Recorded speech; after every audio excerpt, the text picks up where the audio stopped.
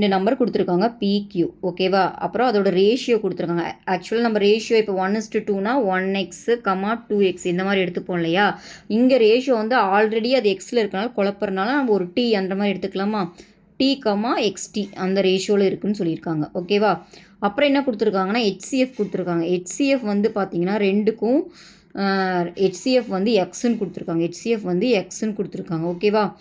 அப்போது இது ரெண்டுக்கும் காமனாக என்ன இருக்கும், அப்போது டீனா அதுதான் எக்ஸ்ன்னு தெரிஞ்சு போச்சு. அதாவது இப்போது T, X, Tக்கு நீங்கள் HCF கண்டுபிடிச்சிங்கன்னா என்ன வரும், T தான் காமனாக இருக்குது 1, X. அப்போ T தான் வந்து HCF, அந்த T தான் எக்ஸ்ன்னு அவங்க கொடுத்துருக்காங்க. அப்போ T எடுத்து நம்ம எக்ஸ்னே போட்டுடலாம். அப்போது எக்ஸு இது எக்ஸ் இன்ட்டு எக்ஸ் ஸ்கொயர். அப்போ அந்த 2 நம்பர் நம்மளுக்கு இப்போ எக்ஸ் ஸ்கொயர்னு கிடச்சிருக்கு.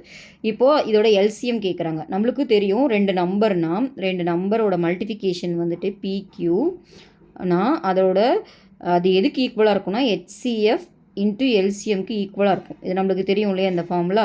ஸோ இதில் போட்டோம்னா இப்போ PQ நம்ம என்னென்னு எடுத்துருக்கோம் எக்ஸு, Q வந்து எக்ஸ் ஸ்கொயரு, HCF அவங்களே கொடுத்துட்டாங்க எக்ஸுன்ட்டு அது போட்டுக்கலாம். நம்மளை கேட்குறது என்ன எல்சிஎம் தான் ஓகேவா. அப்போ இந்த எக்ஸும் கேன்சல் ஆயிரும்.